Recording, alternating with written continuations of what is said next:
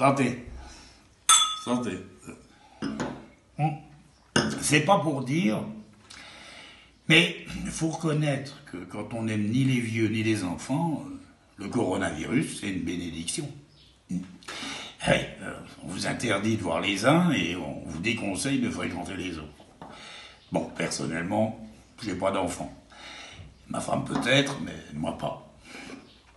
Alors c'est dire que, en temps normal, les seuls que je dois supporter, sont ceux des autres. Et dans la rue, au magasin, dans les transports publics. Tandis qu'à présent, ce sont les responsables de leur existence qui doivent se les farcir. 24 heures sur 24. Je peux vous dire qu'il y en a plusieurs qui doivent regretter de ne pas avoir mis le masque au bon endroit. Bon, maintenant, question personnes âgées, j'ai pas à me plaindre. Hein. La seule vieille que je fréquentais, c'était ma belle-mère.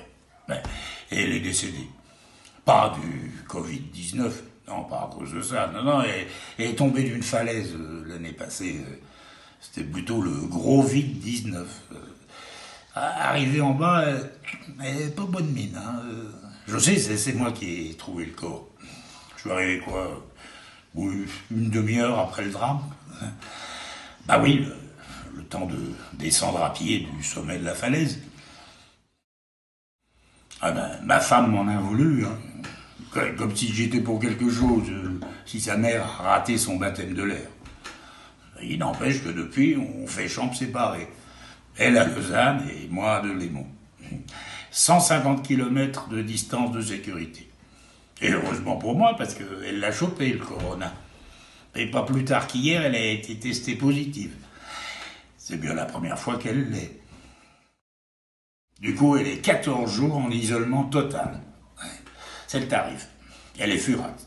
Pourtant, je lui ai dit, toi qui viens de fêter tes 58 ans, tu devrais être contente de rentrer dans la quarantaine. Ça l'a pas fait rire.